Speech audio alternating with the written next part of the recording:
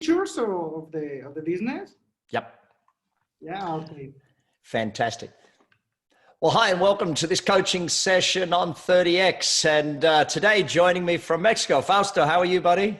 Hi, I'm very well. Excellent, excellent. Now, coming in for coaching sessions is sometimes fun and sometimes it's quite challenging. You've filled in the questionnaire. I've gone through all of that, and we're going to focus on a couple areas of the business. But so everyone today watching and listening can understand, give us a little bit more of the background of the business and for yourself. Okay, it's a family business created over 30 years ago by my parents. And my dad, it's a doctor, well, pet doctor. He's a veterinarian, so he started a great business, yes. Exactly. So like the dream, like the entrepreneur dream, he started with the need of, being successful, want more money and all that stuff. But like a lot of people, he and actually my whole family and my mother and me included got stuck in the operation, in the doing of the business, like working in the business, not on the business. So right now, actually, I'm working with an action coach right now, and well, and I notice over your shoulder there's some good books up there on that bookshelf. Yeah, yeah, a lot of instant series. Yes. So in doing all that, you've now built the business to how many retail centers? 3. 3 retail centers. But I manage only 1. Okay. Right You've got now. the warehouse. You've got the warehouse where all of the things come from, and the hospital. The what do you call that? The veterinary center. Innovet. Right. And so that's where the actual vet work is done. And is there much veterinary work done at the other 3 centers, at the retail centers? What, sorry? Any veterinarian work done at the retail centers, or just more taking care of the animals? They work there. Actually, in the warehouse, we have a kind of big hospital for pets with a laboratory and a lot of areas for medical services. Mm-hmm. And of course, in Innovet, there's a veterinarian too. Yeah. So in looking at the veterinarian business and then the retail, we're going to focus in on the retail side of it for a little bit of our call today and then get to the warehouse side of it. One of the things you've done quite well is how to get new business. What's been the secret to you getting lots of good new business? Well, our main marketing is on Facebook, on social media. Mm-hmm. And 5 months ago, we started a new strategy mm-hmm. called electronic wallet with points. You know, in each sale, you get a percentage of your sale for mm-hmm. the next purchase. Great. Actually, I have a little card if you want to see it. Fantastic. Fantastic. So that's their membership card. Exactly. Excellent. So when you look at the 5 ways, when you look at leads, conversion, transactions, average sale, and margin, which area is it that you're the strongest in and which area is it that you're weakest in? The strongest, I guess, is conversion rate because mm-hmm. Very few people get out of the store without any product or mm-hmm. anything. And thanks to the wallet, the membership, repeat business are the strongest of all. Great. So which area do we need to work on out of the 5 ways today? I guess margin, because of course, I know there are a lot of costs we want to cut off. Mm-hmm. And well, leads, like you said in one of your books, if you don't chase more leads, it's like a travel around the country with only 1 tank of gas, right? That's right. So let's look then at average sale and margins together, and then we'll look at leads separately, and then we'll get to the people side of the business and the system side of the business. Okay. So within your average sale, how well is that measured now? How well do you measure that? Do you measure it per person or per customer or per day? What's the measure of your average sale now? Average, well, with our system, we have an ERP. Mm-hmm. and we can get the information from there. Actually, our average sale is above 350, almost 400. Okay. So who has the best average sale out of the team? Out of the team? Yeah. So of your staff, which one has the best average sale? Who has the highest? I don't know for sure, because we have like it's a retail. We have like 4 people doing sales on the ground. So here's the thing that I find when we get into the detail around it. One of your team will be selling more than the others. Sure. And why are they selling more? One of your team will sell more to people who have dogs than people who have cats. One of them will sell more to older people than they do younger people. And once you start evaluating it to that level, you can start to see what training you need to give them. You can start to see where they need to do better. And then you can start to see the next phase is, how do we actually approach every customer that way? Because, 5 or 10% increase in average sale is not that difficult when you find, and here's what I've found in most businesses. One of your salespeople will be doing 10, 20, or 30% better than other salespeople in your company.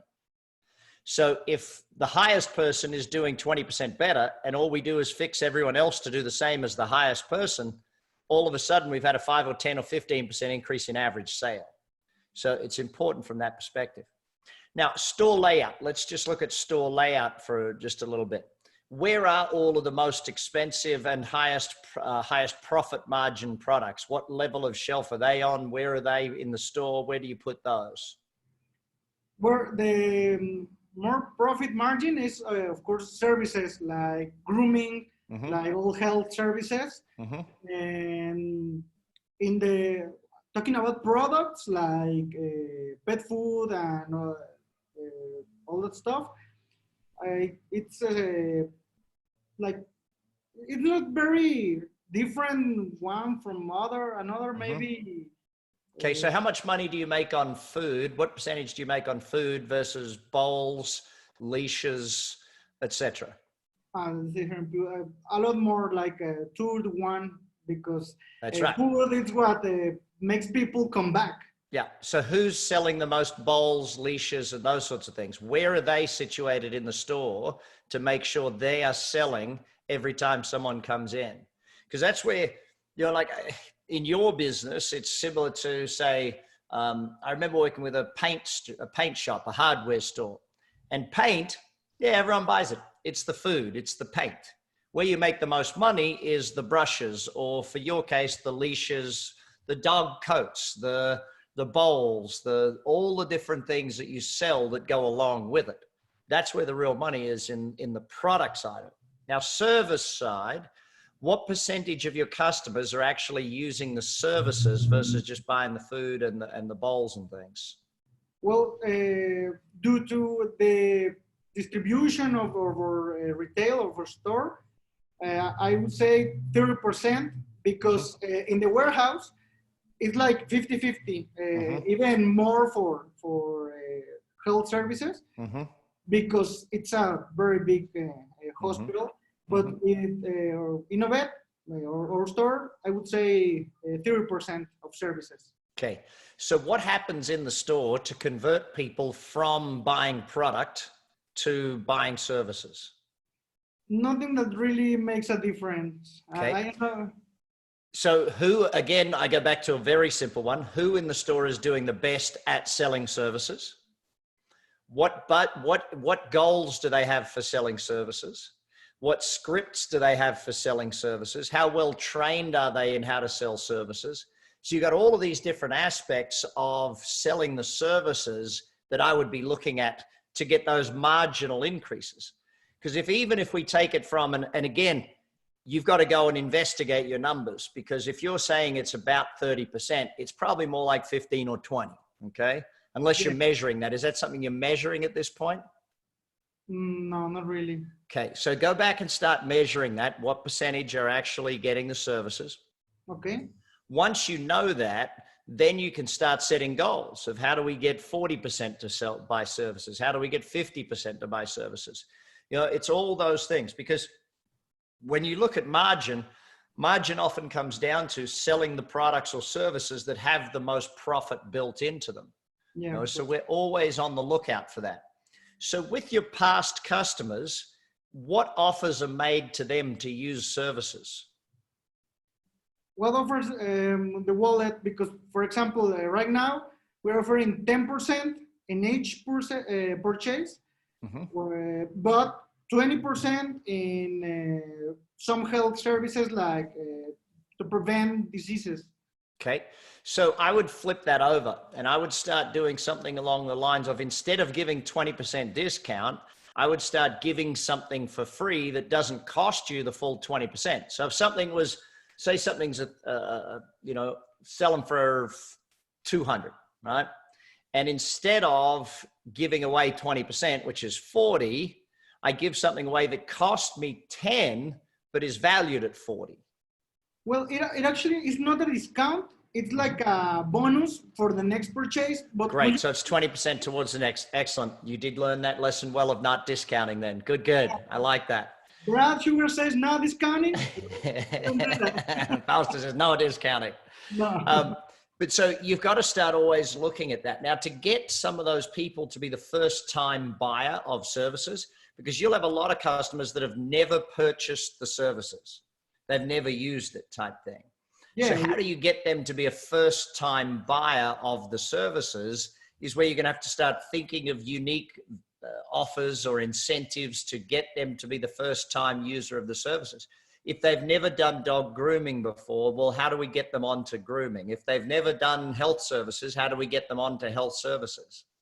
So start looking at all of your customers and say, okay, these people have only ever bought products. We need to get them into grooming. These people have only ever done grooming, never health services. How do I get them across to that? So start breaking it down so you can move people to be using the products, the health services, and the grooming, okay? It's always just a simple analysis of your customers and saying, okay, what are they doing? Where can I get them? How do I get them to move across, okay? And that will work on your margins and your average sale quite strongly. But it'll also help you repeat business because you'll move someone from buying just food to someone who's now buying the health services and the other products. Okay. Okay. Makes a lot of sense. Yeah, I would look at that because then what if you look at it and say, okay, our current number is, what's your current average sale again? About 300-400? Yeah, 350 and 400. Great. So if you say, okay, how do I get it to 500? Yeah. You know, that's your goal by the end of this year to have it at 500. And so once you start pushing that number, all of a sudden, if every transaction's getting to 500, not 350, you're having a very good week and a very good month and then a very good year. Okay. Too many businesses, they measure the number, but they don't set a goal. Because really what a marketing plan is, if you take it then to leads, conversion, average sale, transactions, all of those things, if you take that and say, okay, my current number is X, my goal number is Y. That's really one of the big things we do is we sit down and say, there's my goal. And then your marketing plan is nothing more than saying, okay, leads are A, I've got to get them to B. My marketing plan is how do I go from there to there? Yeah. Okay. And that's really all we're doing. So lead generation wise, let's spend a few minutes on that and then we'll get to the people and systems where you really wanted to focus in on today. Okay. Lead generation, what's working best for you? What's working worst for you? Best and almost the people say it's the location of the place. Right. As you see in the pictures, it's we're in the square. Mm-hmm. We are it's a big store. You can see it from kind of far. Where you're driving, you turn to see the store. It looks pretty well. And the second one, it's social media, Facebook, all that stuff being active on social media about our services, new stuff, all that things. Great. Okay. So let's start dealing with the store just for a second. So when I take a look at it from a signage perspective, you know what the store is, you know where it is, but I'm thinking about how to catch people's eye. And if I'm an animal lover, the way you catch my eye is big photographs of animals. Yeah. Okay. So what I would do is personally, I would have some of my good customers I would have a big photograph taken of them and put that in the window. You know, here's Fausto and his dog, Bob. You know, do you know what I mean? It's like when people are driving past and they see a beautiful photo of a big dog with their owner, and the owner's smiling and the dog's looking healthy, and you can change it every week. It doesn't take much money to print a big poster, but if you every week have that big poster put up, and then you give the poster to the people, and that way it's giving you something that when they drive by, and you, of course, you have your logo on it so that everyone knows, you know. All the stuff, right? Yeah, and you can test different headlines on it. Now, here's how you get the headlines. All the stuff you're doing on social media, what works best on social media? This headline worked best. Great. Put that on the top of your poster and put that in the window. And do you know what I mean? It's like it's bringing to life. I'll give you an example of using that. I had a client that was a photographer, and he had a beautiful street corner. Everyone was there, and he had his big sign with his company name and everything. I said, why are there no photographs in the window? Like, you're a photographer. Put some of your best photographs up in the window. He started to put, because he did weddings and things, and he started to put photos in the window, and all of a sudden his website traffic went up, his social media went up, everything went up higher. The people coming in, the people calling him, everything went up because they saw photos. It became real. Yeah. So you can definitely make it become real by putting photographs up on there. Okay.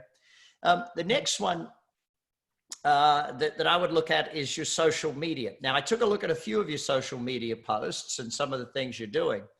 And you're doing really great things for people who already know you and love you. Yeah. Okay. Those who already know you and already love you, the stuff you're doing is very solid. It's creating relationships. It's letting them know what you have. It's building the kudos of thought. My challenge is, what are you doing for people who don't know you yet? Yeah. Okay. How do people who don't know you get to know you as a company? How are they finding you? So where I find that is, see, my purpose of social media is not for me to post. It's for people to post about me. Okay. So what are you doing to get your customers posting about you? Like, you mean like sharing a post? Like I was... No, I'm in your store. I'm in your store with my dog. My dog is just being groomed. Do I take photographs? Now I get it. So you want them checking in. I'll give you an example. In my restaurant, we trained all of our staff on how to take photographs. We had a photographer come in and teach them how to take photographs so that they could take nice photos.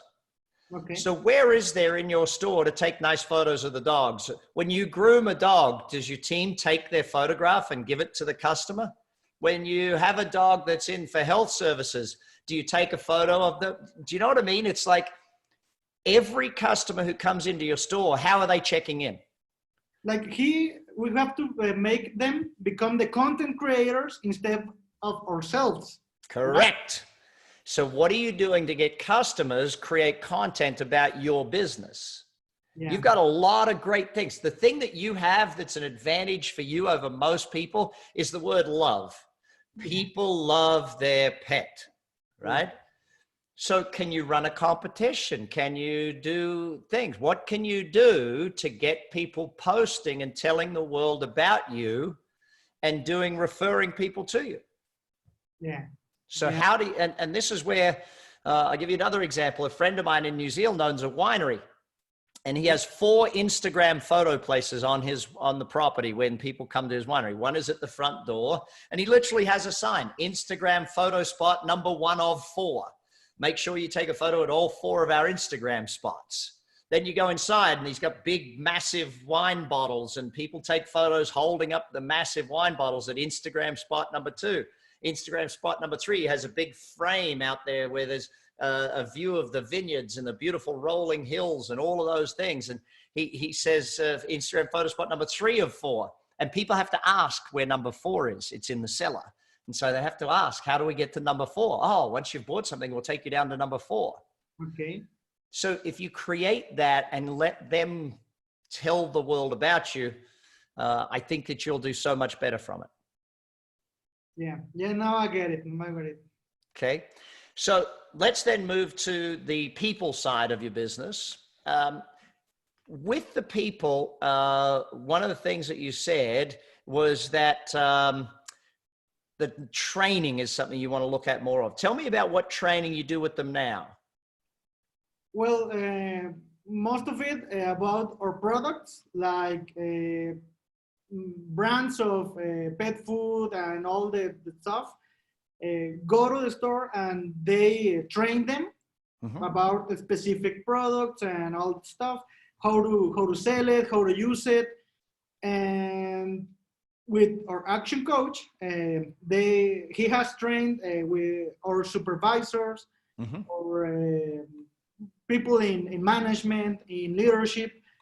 But I think I know the importance, the big importance of training people. So that's why I put that on the sheet, because I want to lead them to growth instead of just actually I remember the last phrase that your father said to you. We have the team we deserve. That's right, isn't it? Oh, yes. Yeah. You know, when you look at training, you're doing a lot in training your people. Now, what is the goal of training them, though? What is your outcome? What do you want to have happen by training them? Do you want them to increase sales? Do you want them to reduce your workload? What do you want them to do by training them? Well, better service for customers, and of course, lead in the middle ranges of the company, and of course, I don't know, mainly that I would say. Okay, so let's think about this for a second. How many of your team have very good results and could train other members of your team? Very good results on train others or supervisors. See, one of the things I notice in a lot of companies is that there's a lot of great knowledge in amongst the existing people in the company. Yeah. And as much as I love people bringing in outside trainers, I still think that there is a very worthwhile aspect of having your own people train each other. Okay. So when you look at all three of your stores, is the training done the same in all three stores, or is it done different? Different. Is the average sale the same in all three stores or different? No, different. Okay. So what are they doing at one of those stores that's getting a higher average sale that they could come and train your people in? What are your people doing that's getting a higher average sale that you could go and train those stores in? Okay. Okay. So the first thing I look at in training is what knowledge do we already have that we need to spread amongst each other? So I then go to the next phase of understanding what needs training by measurement. Okay. It's hard to know what training is needed until we measure results with people, until we see what they're actually doing. If someone is getting a great result, then we should allow them to train other people in the company how to get that great result. If someone's not getting a great result, then we should make sure they do get trained by someone else within the company or someone external to the company. Okay. So like internal training, it's absolutely okay. It's great. Okay. I mean, I personally like it. I like it a lot for two reasons. One is the person who gets to give the training, they gain a lot of confidence. Yeah. They feel good about themselves. They get, you know, it's like they're getting an award and recognition for all of the work they've done, all of the great things they do. They're getting recognized for it. If we spin it around and they're always just sitting and learning from a professional, then they don't quite get it that way. Okay. Yeah. Now, the second thing I look at in training is as people get higher up in training, they need to do more specific training. Usually they have to go off-site or they do online training of some sort. So where is the best online training for retail is be the next thing I'd be looking up. Where are the best retail trainers that are online? So as people get more and more skilled, they definitely do that. Okay. If I was to just ask your team about their team building training, the stuff they do to work together as a team, How strong do you think they are right now with that? Very strong. So much left to do, actually, but a lot stronger than a few months ago, actually. We have done kind of stuff in that area, and it have worked very well.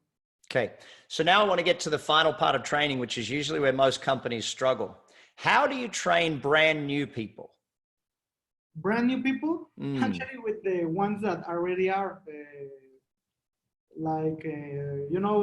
you that have done these tasks, train the new guy. Okay, here's what I'd like to think of. We can systematize training new people and make it take a lot less time, because as your business grows, you're going to need new people, by using video. Okay, so start thinking about how you can use video to train your ongoing people, especially the new people. So for instance, let's imagine we want to train a groomer.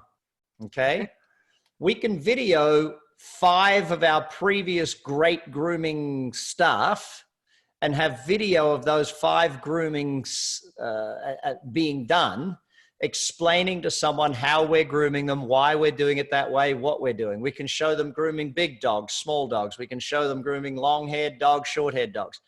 You see, that way it saves you a lot of time and energy, because you don't need someone to be doing the training. It's just the person learning.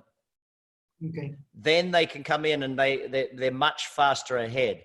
I've always found that training new staff is one of the slowest things in a lot of companies, and it takes them so long to get up to speed because we don't have that. For example, in our business, we have, with ActionCOACH, we have videos of people doing coaching sessions. Okay. We have videos of people doing the stage sessions. We have videos of the sales process, videos of marketing. So everything has a video, so that when someone comes in to learn, they can watch 5 or 6 videos before training. Then everything we're saying makes much more sense and they learn much faster.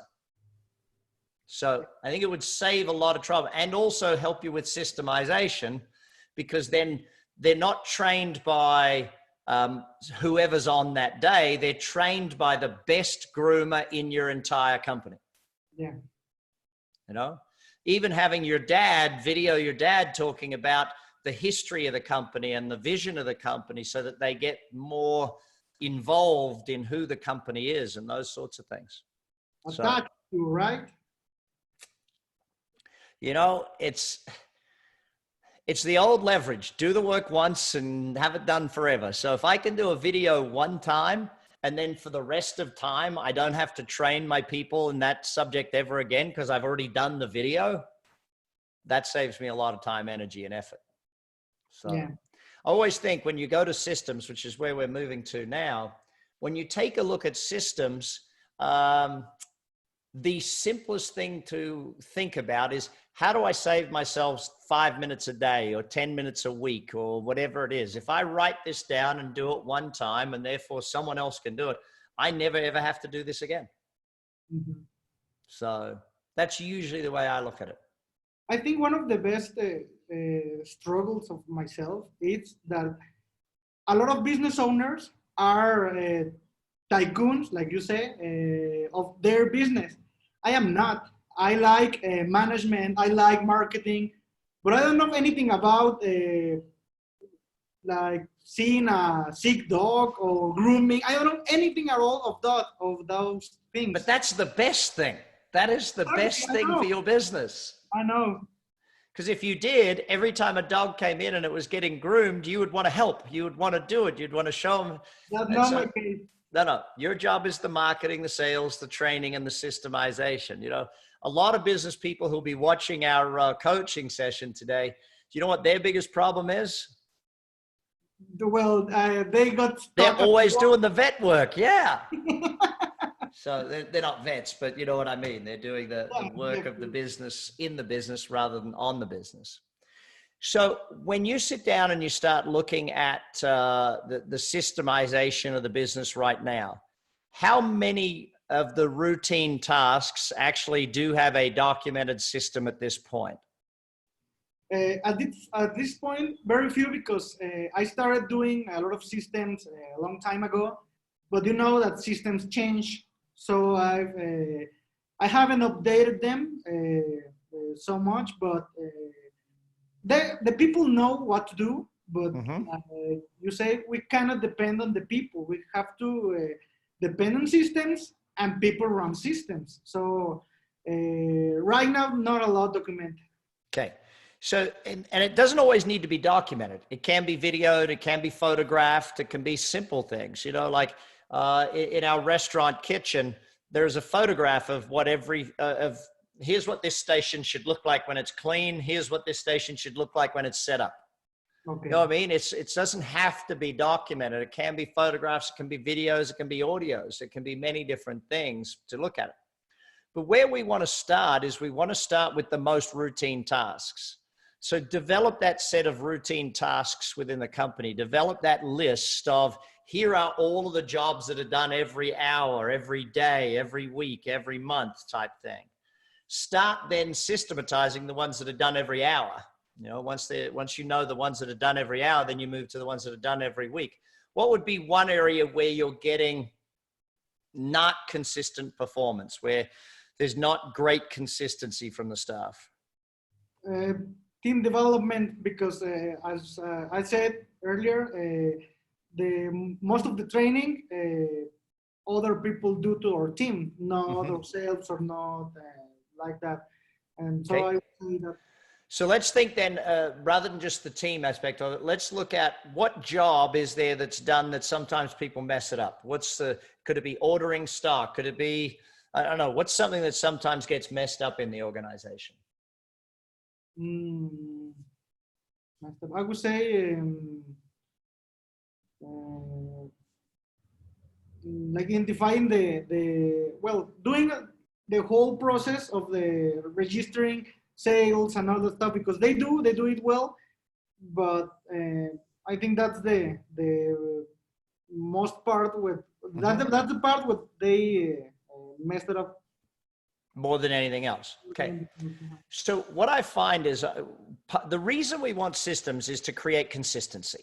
Okay. So the job gets done properly time after time after time. All right. So each and every time that we get consistency, we get a higher level of customer satisfaction. We get higher levels of referrals. We get higher levels of profitability, because we're doing the same job consistently and doing it well. Okay. Yeah. So if I'm looking at where there is a lack of consistency, I see a lack of systems in most cases. Okay. So if they're not doing the job the same way every time, like if the groomers did a different way of grooming each and every time, and a customer came in and found their dog looking one way one time, and hang on, it looks an entirely different way this time. See, where's the system for, okay, we do a dog one time and the customer says, yes, this is exactly how I want my dog to look every time.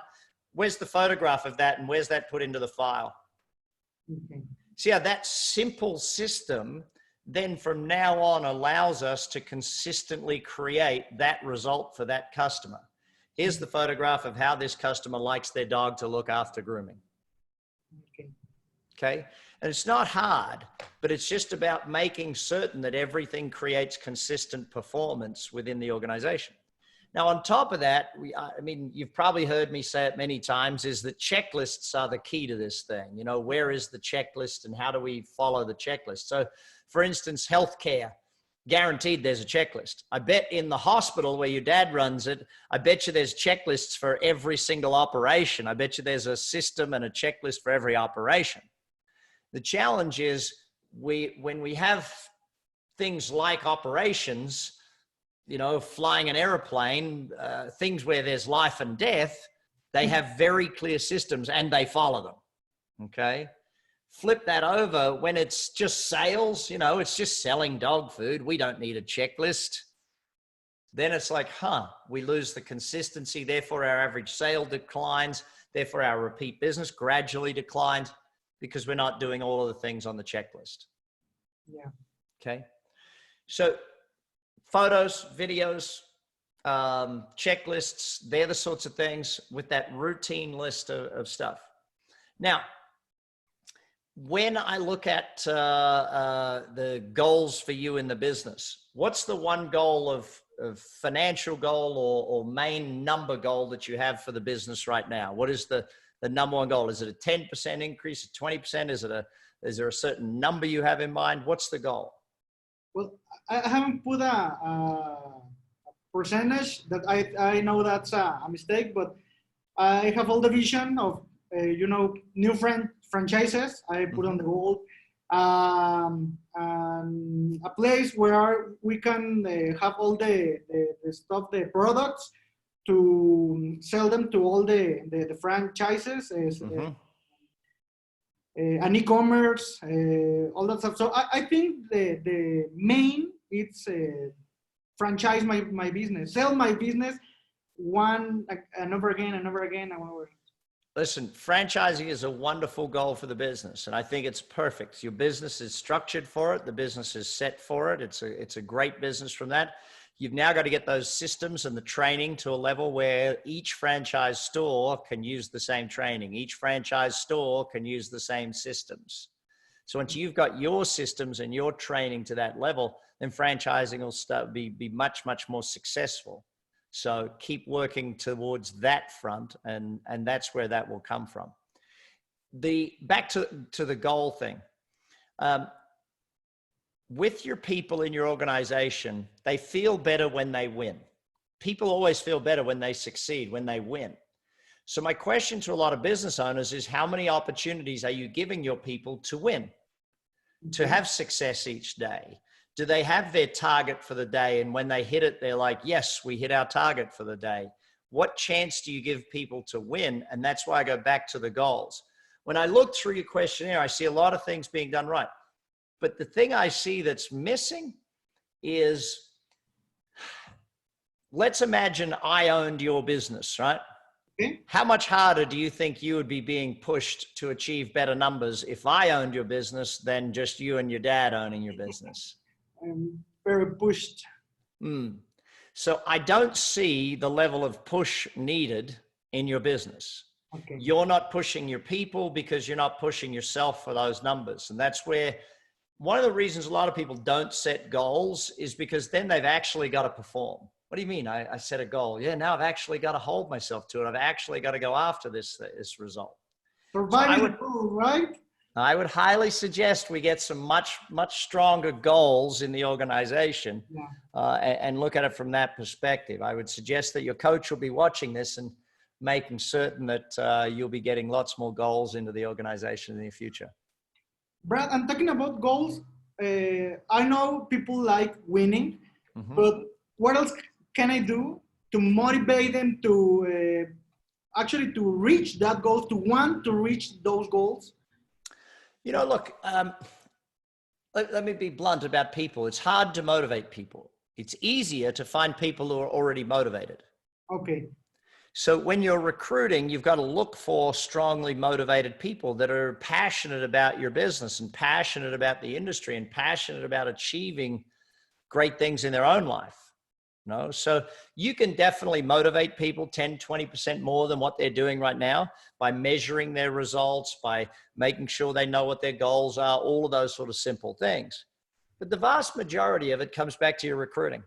Are you hiring people that have that personality where they want to achieve and they want to strive and they want to hit goals and win? If you're doing that, then yes, it makes it a lot easier for you. Okay. Fantastic. Fausto, any last questions before we finish up on our coaching session today? Well, I have like a lot, but I think, no, just a comment. My wife and I are attending the Business Excellence Forum in Puebla, in Mexico, next month. So I hope we could see you in person right there and listen to your speech. And I look forward to it. I always enjoy my visits to Mexico, so Puebla will be a lot of fun. I'm sure we'll get together, maybe even have a cerveza after the session. So that'll be good fun. So, and also, I'll be looking for you to please sign this for me.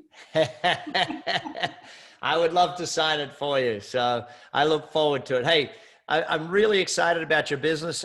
When you go back and watch today, you'll notice that you have about 30 things to get done now on your list. So there'll be a lot of good things to get done. And I hope by the end of the year, when you get them all in practice, there's a ton more results in the business. Hey, thanks for being my guinea pig on the coaching session today. Okay, Brad, just the last question, please. Yeah. Is Charlie real, the mechanic? Charlie, is Charlie real? No, Charlie is not real. The mechanic is real, but his name was not Charlie. So there you go. That's enough for me. my older brother is the mechanic. His name is Craig. So we didn't want to make it about him. Thank you for the information and for all the help. Most welcome. Most welcome.